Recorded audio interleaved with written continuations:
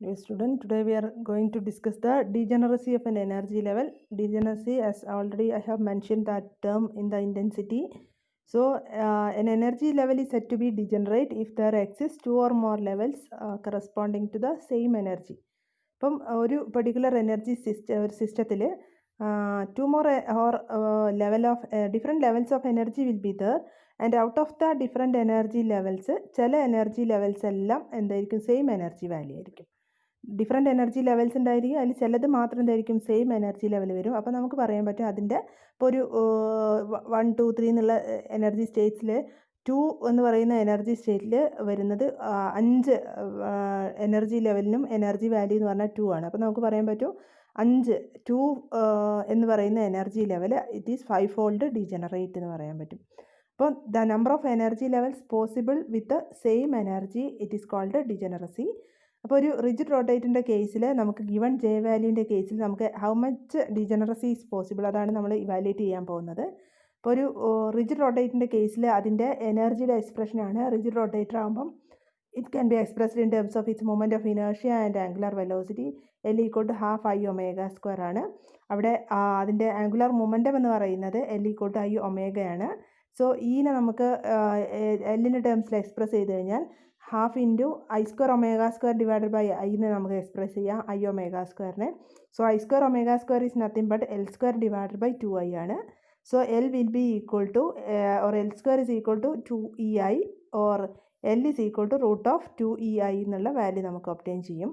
So എല്ലിൻ്റെ value നമുക്ക് √2EI substitute ചെയ്ത് കഴിഞ്ഞാൽ ഇവിടെ നമുക്ക് ഓൾറെഡി ഈ എനർജി വാല്യൂ അറിയാം. In the case of this rotator the value is √2 into h² divided by 2I into J into J+1. അതാണ് നമുക്ക് എനർജിയുടെ വാല്യൂ എന്ന് പറഞ്ഞിട്ടുണ്ടെങ്കിൽ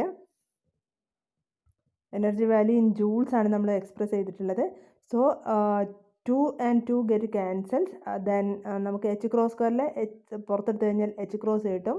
then inside bracket I and I also get cancel. So h into √j into J+1 ആണ് നമുക്ക് ഇതിൻ്റെ angular മൊമെൻറ്റത്തിൻ്റെ value കിട്ടും.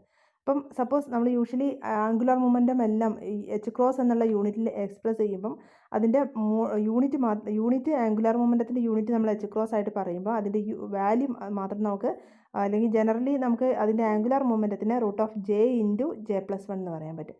So for a particular J value അതിൻ്റെ ആംഗുലർ മൊമെൻറ്റം വാല്യൂ എന്ന് പറഞ്ഞിട്ടുണ്ടെങ്കിൽ √j ഇൻറ്റു J+1 ആണ്. സോ ഈ ഒരു ഇക്വേഷന് the same energy level means same angular momentum vector. ഇപ്പോൾ ഒരു കേസിൽ സെയിം ആംഗുലർ മൊമെൻറ്റം വന്നു കഴിഞ്ഞാൽ ആ കേസിൽ അതിൻ്റെ എനർജി എന്തായിരിക്കും സെയിം ആയിരിക്കും. ഫോർ എ ഗിവൺ ജെ നമുക്കറിയാം L has a constant value according to equation 2. ഒരു ഗിവൺ ജെയിൽ നമുക്ക് എല്ലിൻ്റെ വാല്യൂ എന്ന് പറഞ്ഞാൽ it is always √2j into J+1 ആണ്. L എന്ന് പറഞ്ഞിട്ടുണ്ടെങ്കിൽ നമുക്കൊരു വെക്ടറാണ്. ഒരു കോൺസ്റ്റൻറ്റ് വെക്ടറിന് അതിന് ഡിഫറെൻറ്റ് ഓറിയൻറ്റേഷൻസ് പോസിബിൾ ആണ് with respect to a given reference direction. ഇപ്പം നമ്മൾ ഒരു വെക്ടറിന് ഡിഫറെൻറ്റ് ഓറിയൻറ്റേഷൻസ് പോസിബിൾ ആണ്. ഒരേ എനർജി ഉള്ള വാല്യൂസിന് കേസിൽ ഒരേ ആംഗുലർ മൊമെൻറ്റം വെക്ടറാണ്. അതിൻ്റെ ഓറിയൻറ്റേഷൻസ് ആണ് നമ്മൾ ഇവാലുവേറ്റ് ചെയ്യുന്നത്. അപ്പോൾ J1 എന്നുള്ളൊരു കേസ് നമ്മൾ എടുത്തു കഴിഞ്ഞാൽ അതിൻ്റെ L വാല്യൂ എന്ന് പറഞ്ഞിട്ടുണ്ടെങ്കിൽ it is √1 into 1+1 that is √2 എന്ന് പറയുന്ന വരുന്നുണ്ട്. ഈ വെക്റ്റർ √2 എന്ന് പറയുന്ന ഒരു വെക്റ്റർ ആണ് ഇവിടെ മാർക്ക് ചെയ്തിട്ടുള്ളത്. 0 √2 എന്ന് പറയുന്ന ഒരു വെക്റ്റർ ഇവിടെ നമ്മൾ മാർക്ക് ചെയ്ത് കഴിഞ്ഞാൽ ഇറ്റ് ഈസ് 1.414 ആയിരിക്കും അതിൻ്റെ ഒരു ആ വെക്റ്റർ എന്ന് പറഞ്ഞിട്ടുണ്ടെങ്കിൽ ഈ ഒരു സർക്കിളിൻ്റെ എവിടെയും വരാൻ പറ്റും. ഇതാണ് നമ്മൾ റഫറൻസ് ഡയറക്ഷൻ എടുത്തിട്ടുള്ളത്. അപ്പോൾ ഈ റഫറൻസ് ഡയറക്ഷനിൽ ഈ ഒരു വെക്റ്റർ ഇപ്പോൾ vector can be sometimes here or vector can be sometimes here. All these vectors have the same magnitude √2 എന്ന് പറയുന്ന വെക്റ്റർ ഉണ്ട്. അപ്പോൾ ഇതിൻ്റെ ഈ √2 എന്ന് പറയുന്ന വെക്റ്ററിൻ്റെ നമുക്ക് പ്രൊജക്ഷൻസ് റഫറൻസ് ഡയറക്ഷനിൽ പ്രൊജക്ഷൻസ് എടുക്കുമ്പോൾ നമുക്ക് രണ്ട് കേസ് നമുക്കറിയാം. റഫറൻസ് ഡയറക്ഷനിൽ പ്രൊജക്ഷൻ എടുക്കുമ്പോൾ ഒരു കണ്ടീഷൻ എന്ന് പറയുമ്പം ഇതിൻ്റെ ഇൻറ്റീജർ വാല്യൂ വരണം. അതായത് പ്രൊജക്ഷൻ്റെ ഡയറക്ഷനിൽ L √2 ആണെങ്കിൽ പോലും അതിൻ്റെ ഒരു പ്രൊജക്ഷൻ വരാൻ പറ്റുന്നത് ഇൻറ്റീജർ വാല്യൂ +1ഉം ഒരു പ്രൊജക്ഷൻ √2 എന്ന് പറയുന്നൊരു വെക്ടർ ഇങ്ങനെ വന്നു കഴിഞ്ഞാൽ അതിൻ്റെ പ്രൊജക്ഷൻ 0യും √2 എന്ന് പറയുന്ന വെക്ടർ ഇങ്ങനെ വന്നു കഴിഞ്ഞാൽ അതിൻ്റെ പ്രൊജക്ഷൻ -1 ആയിരിക്കും. അപ്പം ഇതിൻ്റെ പ്രൊജക്ഷൻസ് ഇൻറ്റീജർ വാല്യൂ വരുന്ന രീതിയിൽ ഇതിന് 3 വാല്യൂസാണ് പോസിബിൾ ആയിട്ടുള്ളത്. സിമിലർലി നമ്മൾ J2 എടുക്കുകയാണെങ്കിൽ Lൻ്റെ വാല്യൂ √6 ആണ്. √6 വരുമ്പോൾ അതിൻ്റെ പ്രൊജക്ഷൻസിൻ്റെ വാല്യൂ വരുന്നത് നമുക്ക് 5 വാല്യൂസ് വരുന്നുണ്ട്. അതായത് പ്രൊജക്ഷൻസ് ഇപ്പോൾ ഇവിടെ √6 വരികയാണെങ്കിൽ സപ്പോസ് ഇതൊരു √6ന് കറസ്പോണ്ടിങ് ആയിട്ടുള്ള ഫിഗർ ആണെങ്കിൽ നിങ്ങൾക്ക് അത് √6 ഇങ്ങനെ വരാൻ പറ്റും. ഈ ഒരു ഡയറക്ഷനിൽ √6 ആവാം, 1 വരുന്ന രീതിയിലാവാം, അത് 2 വരുന്ന രീതിയിലാവാം. ഇവിടെ +2 എന്ന് പറയുന്ന വാല്യൂ വരും. അതുപോലെ ഇവിടെ -1 വരാം, അതുപോലെ -2 എന്ന് പറയുന്ന കേസും വരാൻ പറ്റും ഇവിടെ. അപ്പോൾ ഇത്രയും വാല്യൂസ് ഈ ഒരു വെക്ടറിൻ്റെ ഉള്ളിൽ ഇൻക്ലൂഡ് ആണ്. അപ്പം ഒരു ഗിവൺ ജെ വാല്യൂവിന് നമുക്കറിയാം ഇവിടെ J2 ആയപ്പോൾ അതിൻ്റെ 5 ഡിഫറെൻറ്റ് ഓറിയൻറ്റേഷൻസ് പോസിബിൾ ആണ്. J3 ആയപ്പോൾ അതിൻ്റെ ഡിഫറെൻറ്റ് ഓറിയൻറ്റേഷൻസ് പോസിബിൾ ആയിട്ടുള്ള 7 ഡിഫറെൻറ്റ് ഓറിയൻറ്റേഷൻ ആണ്. ജനറൽ ആയിട്ട് നമുക്ക് പറയാൻ പറ്റുന്നത് for a given J 2J+1 orientations possible ആണ്. സോ 2J+1 ഓറിയൻറ്റേഷൻസ് പോസിബിൾ ആണെന്ന് പറഞ്ഞു കഴിഞ്ഞാൽ 2J+1 orientation with the given condition that അതിൻ്റെ റെഫറൻസ് ഡയറക്ഷനിലുള്ള പ്രൊജക്ഷൻസിന് ദാറ്റ് ഈസ് ഇൻറ്റീജർ വാല്യൂസ് വരുന്ന രീതിയിൽ നമുക്ക് 2J+1 ഓറിയൻറ്റേഷൻസ് പോസിബിൾ ആണ്.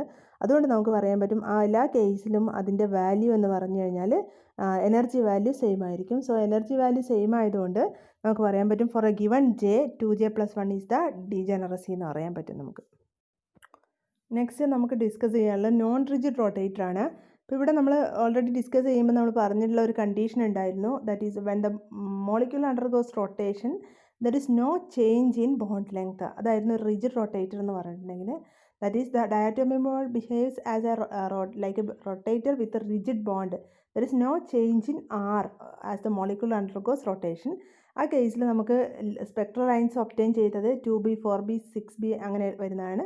അതായത് നിയർ ബൈ സ്പെക്ട്രൽ ലൈൻസിൻ്റെ ഇടയ്ക്ക് എപ്പോഴും separation is A constant. 2B എന്ന് പറയുന്ന കോൺസ്റ്റൻറ്റ് സെപ്പറേഷനിലായിരുന്നു നമുക്ക് സ്പെക്ട്രൽ ലൈൻസ് ഒബ്റ്റെയിൻ ചെയ്തിട്ടുണ്ട്. എല്ലാത്തിൻ്റെ ഇടയ്ക്കുള്ള സെപ്പറേഷൻസ് സെയിം ആയിരുന്നു. അപ്പം പക്ഷേ എക്സ്പെരിമെൻ്റലി നമ്മൾ കണ്ടത് എന്താണെന്ന് വെച്ചിട്ടുണ്ടെങ്കിൽ സെപ്പറേഷൻ ബിറ്റ്വീൻ അഡ്ജസൻറ്റ് ലൈൻസ് ഒരു ആക്ച്വൽ സ്പെക്ട്രൽ സ്റ്റഡി നോക്കുമ്പോൾ ഇതിൻ്റെ സെപ്പറേഷൻസ് ഹയർ വാല്യൂസിലേക്ക് വരുന്തോറും ഇതിങ്ങനെ കുറഞ്ഞ് വരുന്നതായിട്ടാണ് കാണുന്നത്. So the separation between the adjacent line decrease steadily with increasing J എന്ന് പറയുന്നുണ്ട്.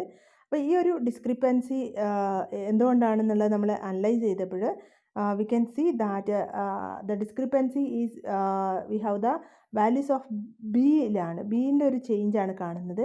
സോ ബിയിൽ നമുക്കറിയാം h/8π²IC ബി ഒരു കോൺസ്റ്റൻ്റ് ആവണമെങ്കിൽ എപ്പോഴും എന്തായിരിക്കണം μr² must be a constant. അപ്പം പക്ഷേ μr² എപ്പോഴും കോൺസ്റ്റൻ്റ് അല്ല. So the mu is always A constant but അപ്പോൾ അതിലെ ചേഞ്ച് എന്ന് പറഞ്ഞിട്ടുണ്ടെങ്കിൽ because of the bond length ആണ്. അപ്പോൾ ഒരു കൺക്ലൂഷനിൽ നമ്മൾ എത്തിയത് എന്താണെന്ന് വെച്ചാൽ as the molecule undergoes rotation നമ്മൾ ഓൾറെഡി പറഞ്ഞ റിജിഡ് റൊട്ടേറ്റർ അത് നമ്മളൊരു സ്റ്റഡി പർപ്പസിന് വേണ്ടിയിട്ട് അതിൻ്റെ ഏറ്റവും ബേസിക് കേസ് അനലൈസ് ചെയ്താണ്. അപ്പോൾ actually there is A change in bond length when the molecule undergoes rotation. അപ്പോൾ റൊട്ടേഷൻ്റെ കൂടെ തന്നെ ഈ ബി എപ്പോഴും എന്തായിരിക്കും B is proportional to 1/r² ആണ്. ബി ഈസ് ഈക്വൽ ടു h/8π²ICയിൽ ഐക്ക് നമുക്ക് μr² സബ്സ്റ്റിറ്റ്യൂട്ട് ചെയ്യാൻ പറ്റും. സോ നമുക്ക് പറയാൻ പറ്റും B is proportional to 1/r² എന്ന് പറയുന്ന ഫാക്ടറായിട്ട് നമുക്ക് പറയാൻ പറ്റും. So this is the reason for change in B is due to the change in the bond length. So for our basic assumption that a diatomic molecule behaves like a rigid rotator is not correct. So we have to treat the molecule as a non-rigid rotator. So already we have discussed that the molecule behaves as a rigid rotator, but in the practical situation the molecule is not a rigid rotator. So when we consider it as a non-rigid rotator, that is when J value increases the bond length also increases. When J value increases bond length increases means B value decreases as we go to higher J values. For as high J increases B value decreases. The decreasing of the B value also causes the decrease in the between the lines. So അപ്പോൾ അത് കൂടാതെ നമുക്ക് discuss ചെയ്യേണ്ട വേറൊരു case എന്ന് പറയുന്നുണ്ടെങ്കിൽ ഒരു molecule അത് റൊട്ടേറ്റ് ചെയ്യുന്നതിൻ്റെ കൂടെ തന്നെ അതിൻ്റെ ബോണ്ടിന് ഒരു ഇലാസ്റ്റിക് നേച്ചർ ഉണ്ടെങ്കിൽ the bond will undergo it will stretch and compress elastically with a certain fundamental frequency. അപ്പോൾ ഒരു റൊട്ടേഷണൽ മോഷൻ്റെ കൂടെ അക്കമ്പനി ചെയ്യാൻ വേണ്ട ഒരു വൈബ്രേഷണൽ മോഷനും കൂടെ എപ്പോഴും അക്കമ്പനി ചെയ്യുന്നുണ്ടാവും. സോ ഒരു വൈബ്രേഷണൽ മോഷൻ നമ്മൾ ഏറ്റവും സിമ്പിളസ്റ്റ് ആയിട്ടുള്ള കേസ് എന്ന് പറയുന്നുണ്ടെങ്കിൽ സിമ്പിൾ ഹാർമോണിക് മോഷനാണ്. ഒരു സിമ്പിൾ ഹാർമോണിക് മോഷൻ കൺസിഡർ ചെയ്ത് കഴിഞ്ഞാൽ അതിൻ്റെ ഫ്രീക്വൻസി എന്ന് പറയുന്നുണ്ടെങ്കിൽ നമുക്കറിയാം 1/2π√k/μ ആണ്. അപ്പോൾ ഇതിന് നമ്മൾ സ്ക്വയർ എടുത്തു കഴിഞ്ഞാൽ μ² ഈസ് ഈക്വൽ ടു നമുക്ക് എടുക്കാൻ പറ്റും 1/4π² ഇൻറ്റു കെ ബൈ മ്യൂ ആണ്. So K will be equal to നമുക്ക് ക്രോസ് മൾട്ടിപ്ലൈ ചെയ്ത് കഴിഞ്ഞാൽ 4π² ന്യൂ സ്ക്വയർ മ്യൂ എന്നുള്ള വാല്യൂ ഒബ്റ്റെയിൻ ചെയ്യും. കെ നിങ്ങൾക്കറിയാം അതിൻ്റെ സ്പ്രിംഗ് കോൺസ്റ്റൻ്റ് ആണ്. Therefore, for a correct treatment, one has to use the complete Hamiltonian, അതായത് rotational energy plus vibrational energy. ഇപ്പോൾ റൊട്ടേഷണൽ എനർജിയും വൈബ്രേഷണൽ എനർജിയും കൂടി ഇൻക്ലൂഡ് ചെയ്തിട്ട് വേണം നമ്മൾ ഒരു ആക്ച്വൽ സിറ്റുവേഷൻ ഒരു അതിൻ്റെ എനർജി വാല്യൂ നമ്മൾ പ്രഡിക്റ്റ് ചെയ്യാൻ വേണ്ടിയിട്ട്. സോ നമുക്ക് കിട്ടുന്ന ഒരു കേസ് ഹാമിൽട്ടോണിയൻ സോൾവ് ചെയ്ത് ഷ്രോഡിഞ്ചർ ഇക്വേഷൻ സോൾവ് ചെയ്ത് കഴിഞ്ഞാൽ അതിൻ്റെ എനർജി ലെവൽസിൻ്റെ ഒരു പിക്ചറാണ് ഇവിടെ തന്നിട്ടുള്ളത്. നോക്കി കഴിഞ്ഞാൽ നമുക്കറിയാൻ പറ്റും. If we consider it as A non rigid rotator, നമുക്ക് എനർജി ലെവൽസിൻ്റെ വാല്യൂസൊക്കെ നമുക്കറിയാം. ഓരോ കേസിലും BJ × J+1 എന്ന് പറയുന്ന ഇക്വേഷൻ വെച്ച് കഴിഞ്ഞാൽ നമുക്ക് energy values in centimetre inverse കിട്ടും. പക്ഷേ നോൺ റിജിഡ് റൊട്ടേറ്റർ ആകുമ്പോൾ ഇനീഷ്യൽ J വാല്യൂസിനൊന്നും വലിയ ചേഞ്ച് ഇല്ല. പക്ഷേ J വാല്യൂസ് ഇൻക്രീസ് ചെയ്യുന്നതിനനുസരിച്ചിട്ട് ഈ വാല്യൂ നോക്കിയൊക്കെ അവിടെ 4 എത്തുമ്പോൾ റിജിഡ് റൊട്ടേറ്റർ ആണെങ്കിൽ എനർജി ഈ റേഞ്ച് ആണെങ്കിൽ നോൺ റിജിഡ് റൊട്ടേറ്ററിൽ അതിലെ എനർജി കുറച്ചും കൂടെ കുറഞ്ഞിട്ടാണ്. J വാല്യൂ ഇൻക്രീസ് ചെയ്യുന്നതിനനുസരിച്ച് ഇവ തമ്മിലുള്ള ഡിഫറൻസ് ഒരുപാട് കൂടിയിട്ടുണ്ട്. അപ്പോൾ ആക്ച്വലി നോൺ റിജിഡ് റൊട്ടേറ്ററിൻ്റെ കേസിൽ നമുക്കറിയാം, അല്ലെങ്കിൽ ഒരു മോളിക്യൂൾസിൻ്റെ കേസിൽ ഈ ഒരു എനർജി ലെവൽസ് നമ്മൾ ആക്ച്വലി പ്രഡിക്റ്റ് ചെയ്ത എനർജി വാല്യൂസിൽ നിന്നും ചെറുതായിട്ട് വ്യത്യാസം വരുന്നുണ്ട്. അതുകൊണ്ട് തന്നെ നമ്മൾ സ്പെക്ട്രൽ ലൈൻസ് സ്റ്റഡി ചെയ്യുമ്പോൾ ഇനീഷ്യൽ സ്പെക്ട്രൽ ലൈൻസ് എല്ലാം നമുക്ക് അതുപോലെ ഒബ്റ്റെയിൻ ചെയ്യുമെങ്കിലും ഹയർ J വാല്യൂസിൻ്റെ സ്പെക്ട്രൽ ലൈൻസ് എല്ലാം ഇങ്ങനെ ക്ലോസ്ലി പാക്ക്ഡ് ആവാനുള്ള ചാൻസ് ഉണ്ട്. അതായത് ഇവിടെ ഈ സെപ്പറേഷൻസ് എല്ലാ കേസിലും 2B എന്നുള്ള കോമൺ സെപ്പറേഷനിൽ നിൽക്കില്ല. ഇത് ഹയർ വാല്യൂസിലേക്ക് വരുന്തോറും ഇതിൻ്റെ ചേഞ്ച് വരാണ്ട്. അപ്പോൾ ഒരു close packing of the spectral lines ആയിരിക്കും നമുക്ക് ഒരു ഒറിജിനൽ സിറ്റുവേഷനിൽ നമുക്ക് ഫേസ് ചെയ്യേണ്ടി വരാം. So this is the spectral lines corresponding to a non rigid rotator ആണെങ്കിൽ this is the spectral line for first one it is for a rigid rotator ആണെങ്കിൽ second one is the actual case that is for a non rigid rotator. അപ്പോൾ ആ non rigid റൊട്ടേറ്ററിൻ്റെ കേസിൽ അതിൻ്റെ എനർജിയുടെ വാല്യൂയുടെ ഒരു expression തന്നിട്ടുണ്ട്. Energy value already നമ്മൾ BJ × J+1 പറഞ്ഞിട്ടുണ്ടെങ്കിൽ ഒരു നോൺ റിജിഡിൻ്റെ കേസിൽ അതിൻ്റെ εJ value it is BJ × J+1 minus dJ² × J+1² എന്ന് പറയുന്ന ഒരു വാല്യൂ ആണ് വരുന്നത്. അവിടെ D എന്ന് പറയുന്നത് ഒരു ക്വാണ്ടിറ്റി നമ്മൾ പറയുന്നതിന് സെൻട്രിഫ്യൂഗൽ ഡിസ്റ്റോർഷൻ കോൺസ്റ്റൻറ്റ് എന്ന് പറയുന്നത്. അപ്പോൾ സെൻട്രിഫ്യൂഗൽ ഡിസ്റ്റോർഷൻ കോൺസ്റ്റൻറ്റ് B ആയിട്ട് റിലേറ്റ് ചെയ്തിട്ടുള്ള ഒരു വാല്യൂ ആണ്. നമുക്കത്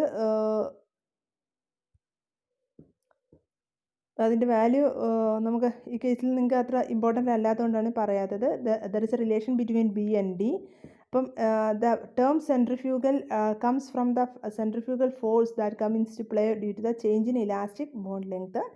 സോ നമുക്ക് ഹയർ J വാല്യൂസിൽ നിങ്ങൾക്ക് നോക്കിയാൽ അറിയാൻ പറ്റും. ഈ second term J value increase ചെയ്യുന്നതിനനുസരിച്ച് ഈ സെക്കൻഡ് ടേം ഇൻക്രീസ് ചെയ്ത് വരിക ചെയ്യുക. സോ ടോട്ടൽ എനർജി നമ്മൾ ഓൾറെഡി പറഞ്ഞിട്ടുള്ള BJ × J+1 എന്ന് ഇനീഷ്യൽ വാല്യൂസിന് മൈനസ് ചെയ്യുന്ന ടേംസ് കുറവായിരിക്കും. പക്ഷേ ഹയർ J വാല്യൂസിന് ഈ സെക്കൻഡ് ടേം ഇൻക്രീസ് ചെയ്ത് വരും. So total value of energy compared to the rigid rotator energy value decrease ചെയ്യാണ് ആക്ച്വലി ചെയ്യുന്നത്.